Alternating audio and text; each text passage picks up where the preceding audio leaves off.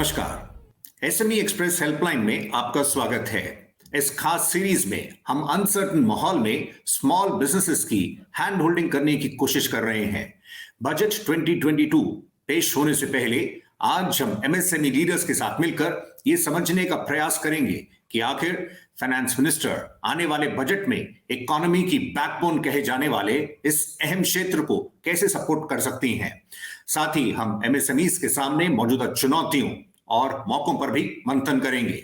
हमें ज्वाइन कर रहे हैं अहमदाबाद से Hemant N Shah, president Gujarat chamber of commerce and industry GCCI, Hyderabad से K Bhaskar Reddy, president federation of Telangana chambers of commerce and industry FTCCI, और फरीदाबाद से मौजूद हैं Rajiv Chawla, chairman IMSME of India. आप सभी का शुक्रिया, थैंक यू। मिस्टर रेड्डी, सबसे पहले हम आपके पास आना चाहेंगे। ये जो मौजूदा समय है ये काफी अनसर्टन है और अनसर्टनिटी बिजनेसेस के लिए अच्छी नहीं होती है। ऐसे में आपकी क्या एक्सपेक्टेशंस हैं इस बैकड्रॉप में, इस फोर्थकमिंग बजट से? Thank you very much for inviting me here. So, if you take ये जो कोविड जो है अपने जिंदगी में से ऑलमोस्ट 1-1.5 साल हटा दिया गया है, particularly for small and micro enterprises are struggling completely, and some of them has collapsed. And whoever are few, though central government has given this Atmanirbhar में 1.0, 2.0, but इसमें सबके लिए अभी मिला नहीं।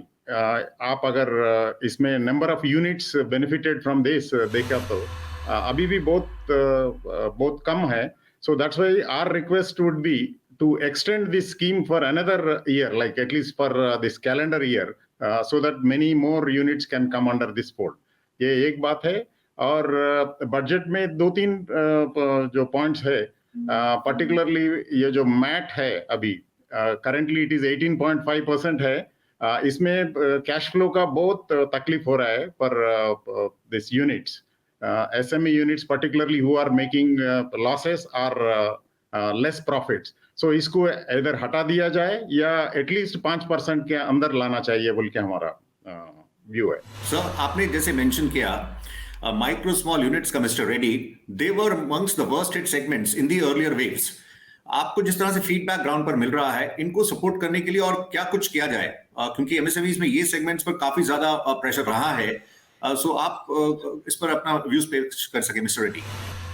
जी, सो एमएसएमई में जो है अभी तो ओनली डिफरमेंट दिया है सेंट्रल गवर्नमेंट। हम ये चाहते हैं कि ये डिफरमेंट नहीं चलेगा, इसको कंप्लीटली हटा दिया जाए। वॉट एवर 1-1.5 साल लॉस हो गए from the manufacturing units of this small and medium units, इसमें जो इंटरेस्ट है कंप्लीटली वेव ऑफ करना चाहिए।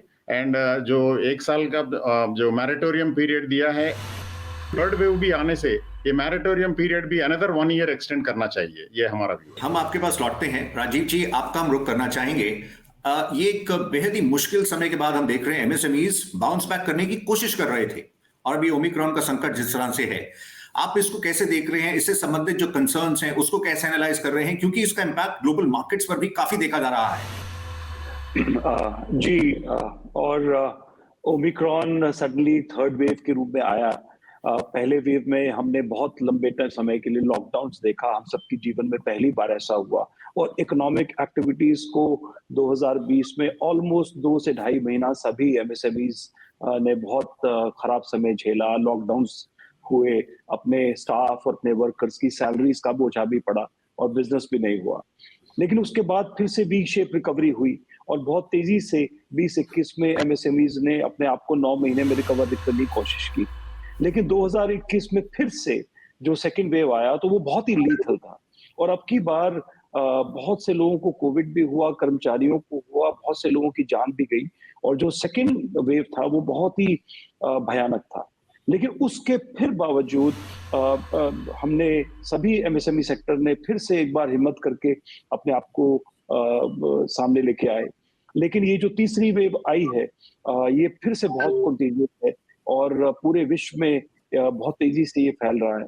मैं यही कह सकता हूँ, सौभाग्यवश या दिलासा यही है कि ये बहुत लीथल नहीं है, बहुत इफेक्ट नहीं कर रही है, बहुत जल्दी लोग रिकवर कर रहे हैं। लेकिन फिर भी होटल इंडस्ट्री, शॉप्स, ट्रेडिंग, क्योंकि अलग-अलग राज्यों ने अलग-अलग नियम बनाए हैं, नाइट कर्फ्यू लगाया है, वीकेंड कर्फ्यू लगाया है, मॉल्स को शाम 5 बजे या 6 बजे बंद करने के लिए कहा गया है, सिनेमा हॉल्स बंद है और बहुत सारी फैसिलिटीज बंद है, मैरिज इंडस्ट्री बंद है, सर्विसेज सेक्टर पे, होटल इंडस्ट्री, ट्रैवल टूरिज्म बुरी तरह इफेक्टेड है। तो निस्संदेह कि एक बार फिर से एक बहुत बड़ा झटका एमएसएमई सेक्टर के लिए लगा है। अब तो ये फोर्थ कमिंग बजट में किस तरह के मेजर्स लेने चाहिए स्मॉल बिजनेसेस को सपोर्ट करने के लिए ऐसे माहौल में? हम ये चाहते हैं सबसे पहले कि एक तो क्योंकि वर्किंग कैपिटल रिक्वायरमेंट बहुत ज्यादा बढ़ गई और ओमिक्रॉन तीसरी वेव के रूप में एक बार फिर से सामने आया, तो हम चाहेंगे कि भारत सरकार इमरजेंसी लोन्स को, जो सेकेंड वेव में सिर्फ 10% ही इजाफा किया था, पहले 20% से उसको 30 किया था, तो एक तो सभी सेक्टर्स के लिए उसमें एटलीस्ट 10% इमीडिएटली इंक्रीज करें और जो ज्यादा अफेक्टेड सेक्टर्स हैं उसके लिए और ज्यादा करें। सेकंड जो बहुत इंपॉर्टेंट चीज है कि सरकार ने जो पीएलआई स्कीम, जिसको प्रोडक्शन लिंक्ड इंसेंटिव कहते हैं, बहुत एम्बिशियस स्कीम है भारत सरकार की, जिसमें कि इंसेंटिव्स मिल रहे हैं यदि बड़े प्रोजेक्ट्स भारत में आके लगे। तो एमएसएमई सेक्टर के लिए भी इसी तरह की कोई इन्वेस्टमेंट इंसेंटिव, कोई प्रोडक्शन लिंक्ड इंसेंटिव छोटी इन्वेस्टमेंट्स के लिए भी होना चाहिए, क्योंकि एमएसएमई सेक्टर भी आफ्टर ऑल बड़ी मुश्किल से फंड्स रेज करके सामने ला रहा है। और तीसरी बड़ी इंपॉर्टेंट चीज कि जो रॉ मटेरियल कॉस्ट हैं, जो कि पूरे देश की मैन्युफैक्चरिंग को कभी कभी अनकॉम्पिटिटिव कर देते हैं, उसके लिए रेगुलेटरी मैकेनिज्म बनना बहुत जरूरी है। हैदराबाद से, फरीदाबाद से व्यूज लेने के बाद अब हम अहमदाबाद रुख करते हैं। हेमंत जी, आप बता सकें गुजरात के उद्यमियों की तरफ से बजट विशलिस्ट के बारे में एमएसएमई क्षेत्र को राहत देने के लिए कैसे कदम उठाए जा सकते हैं? क्या आप कहना चाहेंगे हेमंत जी? You see, after the corona, MSME has really bounced back, but there are some issues. One is the raw material pricing. Second is the interest cost, because the investment has gone up. So all those things have to be addressed. तो मेरा जो सुझाव है कि ये अगर ये budget की बात करें तो 3 चीज करनी चाहिए। एक तो एमएसएमईज को इंटरेस्ट में थोड़ा स्पेशल बेनिफिट देना चाहिए, 1 और 2% का एमएसएमईज के लिए इंटरेस्ट कम होना चाहिए। दूसरा जो है कि एमएसएमईज के अगर बैंकिंग सेक्टर में देखेंगे तो एमएसएमई को कोलेटरल सिक्योरिटी बहुत लेते हैं, छोटे जो भी फंडिंग करते हैं, तो जो कोलेटरल सिक्योरिटी का इश्यू है वो we should consider it favourably, और कोलेटरल सिक्योरिटी कम करना चाहिए। और तीसरा जो पीएलआई स्कीम बहुत अच्छा किया है सरकार ने, बट उसके अंदर छोटे यूनिट्स के लिए बेनिफिट, उसका जो लिमिट्स है बहुत ज्यादा है, तो जो एमएसएमई सेक्टर है उसके लिए बेनिफिट नहीं मिलता है। तो मेनली पीएलआई स्कीम का बेनिफिट एमएसएमई को मिले, इसके लिए लिमिट्स कम करके वो उसका आयोजन करना चाहिए। This are the 3 suggestions I want to make. जैसे हमने आपसे राय जाननी चाहिए कि बजट में क्या करना चाहिए क्षेत्र को एक पुश करने के लिए, हेमंत जी ये भी बता सकें, ये पैंडेमिक में हमने देखा है कि टेक्नोलॉजी अडॉप्शन को फास्ट ट्रैक कर दिया है, इस तरफ एमएसएमईज आगे भी बढ़ रहे हैं, लेकिन फिर भी जहां तक माइक्रो ट्रेडिशनल एमएसएमईज की बात है, उन्हें कैसे प्रोत्साहित किया जा सकता है इस मोर्चे पर, कैसे उनको इनकरेज किया जाए? मेनली अभी क्या है कि बिकॉज अभी सब कुछ इंटरनेट पे होता है, अपना टैक्स रिटर्न भी इंटरनेट पे होता है, जीएसटी के फॉर्म पे, तो बेसिक एडॉप्शन तो हो गया है। एमएसएमई और माइक्रो वाले को कंपलसरी कंप्यूटर का और टेक्नोलॉजी का यूज तो करना चालू हो गया है, पर उनको प्रोडक्शन में, उनके बिजनेस के अंदर ज़्यादा यूज करने के लिए government should start some online softwares which are useful for the trade and industry on a free basis. थोड़ा सब्सिडी मिलना चाहिए, तो उसकी तरह से एमएसएमई को कॉस्ट बेनिफिट रहेगा और cost effective access to technology मिलेगा, तो they will start using. Your view specifically on the hospitality, travel and tourism sector, Mr. Reddy, as it seems that they are the first to be impacted and last to recover. जिस तरह से restrictions अब फिर से देखी जा रही हैं, इसके क्या मायने हैं इस स्पेस में जो मौजूद MSMEs हैं उनके लिए? As you rightly said, this is the most affected sector in the COVID, क्योंकि जो हर hospitality sector में everything is collapsed now and most of them are out of business and बहुत से लोग अपना रोजगारी खो गए हैं और इन लोगों के लिए फिर वापस आना भी बहुत मुश्किल है, पर्टिकुलरली एक के बाद एक धक्के लगते हुए ये जो तीसरा वेव आ गया, अभी अभी थोड़ा शुरू हुआ था कि ट्रैवल और इंडस्ट्री रिकवरी पाथ पे था, but now I think government of India should think some special package to bail out this travel and tourism sector. So उन लोगों के लिए खासकर कुछ तो दिस एक्सटेंड करना चाहिए, क्योंकि they will neither come under ये एमएसएमई का जो बेनिफिट्स है ट्रैवल सेक्टर के लिए बहुत कम मिलता है, दो 1 or 2 sectors have been considered. तो मेरा मानना ये है कि ये सेक्टर के लिए बहुत कठिन परिस्थितियां हैं आगे भी. सो होपफुली ये ओमिक्रॉन का जो दौर चल रहा है ये बहुत जल्दी खत्म होगा. इसके बाद travel industry should come back on this thing with the support of government of India. Rajiv ji, आपके पास हम आना चाहेंगे. आप ये बता सके, आरबीआई की फाइनेंशियल स्टेबिलिटी रिपोर्ट के मुताबिक एमएसएमईज में स्ट्रेस को लेकर इमर्जेंट साइंस देखे जा रहे हैं और उनके पोर्टफोलियोज की क्लोज मॉनिटरिंग की बात कही गई है. आप अपने व्यू शेयर कर सकें और बैंकिंग क्षेत्र से कैसी उम्मीदें हैं आखिर? देखिए, आरबीआई की रिपोर्ट में बहुत क्लियर है कि एमएसएमई क्षेत्र में बहुत स्ट्रेस बढ़ा है और इसमें कोई शक नहीं. हालांकि सरकार ने एक इमरजेंसी लोन्स का पैकेज दिया और उसके बाद जो रीस्ट्रक्चरिंग का एक पैकेज दिया, लेकिन इसमें बैंक्स ने इम्प्लीमेंटेशन में उतना उत्साह नहीं दिखाया जितना कि सरकार चाहती थी. तो आज भी ग्रास रूट पे बहुत से एमएसएमईज हैं जिनको इन दो स्कीम्स का बहुत ज्यादा फायदा नहीं हुआ, या इन दोनों स्कीम्स में वह इतनी नई रिक्वायरमेंट है एडिशनल कोलेटरल सिक्योरिटी, खासकर रीस्ट्रक्चरिंग स्कीम में. सेकंड एक इशू ये था कि रीस्ट्रक्चरिंग में सरकार ने बड़ा क्लियर किया था कि एमएसएमई की क्रेडिट रेटिंग डाउन रेट नहीं की जाएगी, लेकिन उसके बावजूद हमने ये देखा कि जिसने भी एमएसएमईज ने अगर कहीं रीस्ट्रक्चरिंग कराया है अपने बैंक में, तो उसे अभी भी दूसरे बैंक्स कोई एडिशनल लोन देने के लिए या कार लोन देने के लिए या होम लोन देने के लिए भी बहुत हिचकिचा रहे हैं. तो मैं समझता हूं कि सरकार को इस संबंध में बहुत क्लियर गाइडलाइंस देनी चाहिए. एक और चीज हमने देखी कि इतने बुरे वक्त में अगर कोई एमएसएमई अपना लोन बंद करना चाहता है या एक बैंक से दूसरे बैंक में जा रहा है क्योंकि उसको कहीं कोई लोअर रेट ऑफ इंटरेस्ट मिल रहा है, तो ऐसे में भी बैंक्स प्री पेमेंट पेनल्टीज और फोरक्लोजर चार्जेस का डिमांड करते हैं, जो कि बिल्कुल ही अन्याय है. तो मैं सरकार से चाहूंगा, आरबीआई से भी रिक्वेस्ट करूंगा कि क्लियर गाइडलाइन होनी चाहिए कि एमएसएमई सेक्टर यदि अपने लोन्स को प्रीपे करता है या फोरक्लोज करता है, उस पर कोई भी प्री पेमेंट पेनल्टी न लगे. एक और सुझाव यह है कि लॉन्ग टर्म कैपिटल गेन्स, यदि कोई एमएसएमई अपना प्लॉट बेच के, घर बेच के, अपना कोई एसेट बेच के अपने बिजनेस में यदि पैसा लगाता है, अपने बिजनेस में कैपिटल इंट्रोड्यूस करता है, तो उसे भी कैपिटल गेन से एग्जेम्प्ट होना चाहिए, ताकि जिन एमएसएमईज को बैंकों से लोन नहीं मिल पा रहा है या वो बहुत फंड रेजिंग नहीं कर पाते हैं, तो ऐसे उद्योगों को लिए भी रिलीफ मिले और वो अपना कोई एसेट बेच के या शेयर्स बेच के या जमीन बेच के कोई अपने बिजनेस में लाना चाहते हैं तो उसको लेके आए. जीएसटी सेक्टर में भी थोड़ा सा रिफॉर्म की जरूरत है. बहुत से हमारे जो सप्लायर्स हैं, या हम उनको पेमेंट दे देते हैं तो वो आगे जीएसटी की पेमेंट अगर उन्होंने नहीं की तो उनके डिफॉल्ट की वजह से एमएसएमईज को बहुत नुकसान होता है. तो मैं सरकार से अपील करूंगा कि जरूर इस चीज को रेगुलेट करें कि जो जीएसटी पेमेंट की जिम्मेवारी है ये बायर पर दे दें, कि सामान खरीदने के बाद बायर स्वयं उसका जीएसटी भरेगा, ताकि हम सप्लायर पर डिपेंडेंट न रहें. हम सप्लायर को पेमेंट दे दें और सरकार और यदि सप्लायर जीएसटी नहीं भरता है तो उसका एक बहुत बड़ा गलत भुगतान एमएसएमईज पर पड़ता है. एसएमई एक्सप्रेस हेल्पलाइन में फिलहाल वक्त ब्रेक का है. हम जल्द ही हाजिर होंगे.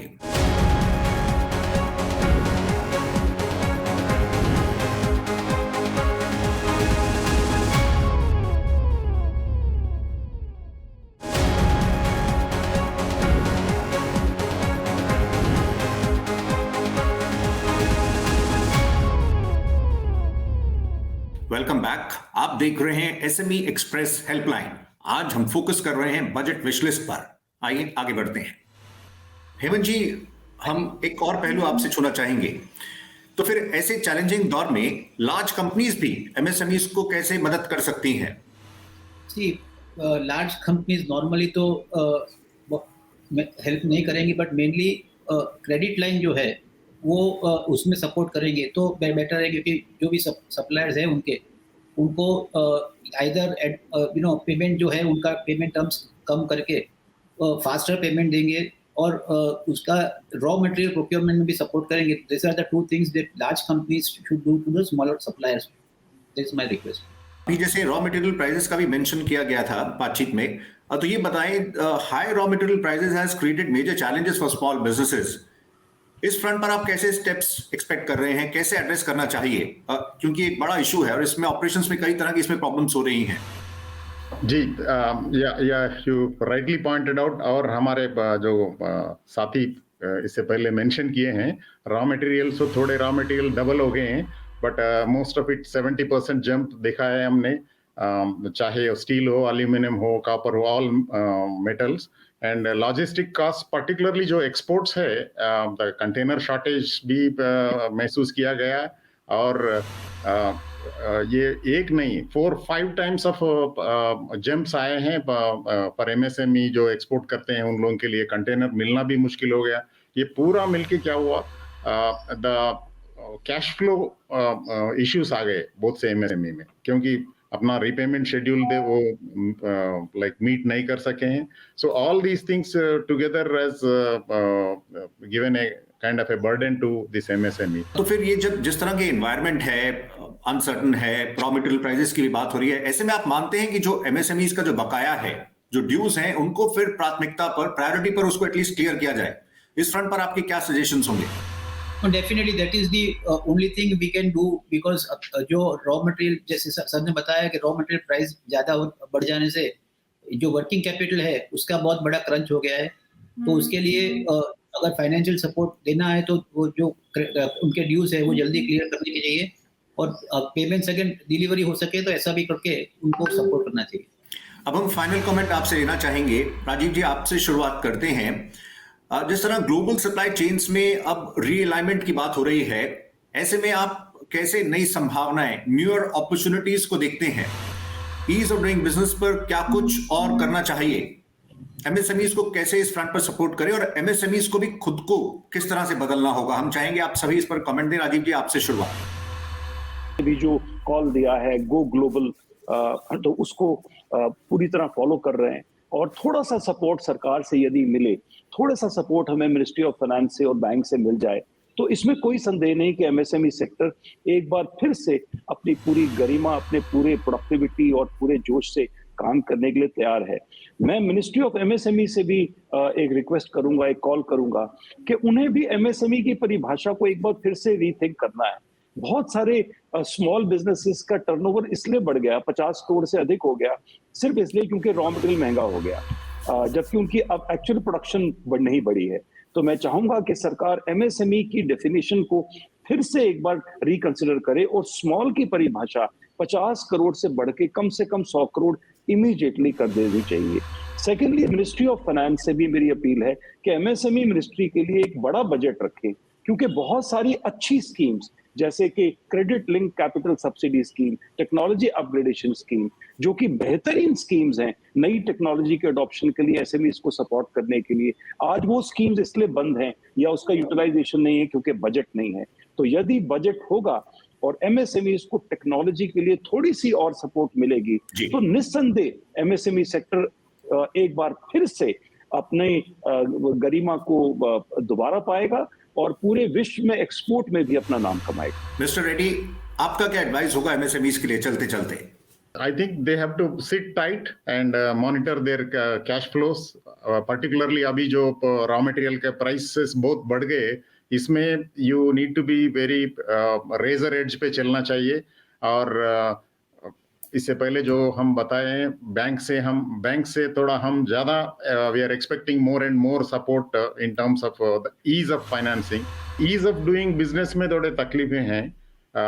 If you take any complaints, like even some of the SME medium industries who are listed companies है, ये लोग जो डिविडेंड दे रहे हैं, डिविडेंड टैक्स हटा दिया गया है, तो देन कंप्लेंट्स बर्डन सबके लिए अलग अलग रेट्स पे डिडक्ट करना है. ये पूरा करने के लिए उन लोगों के पास कैपेसिटी नहीं है.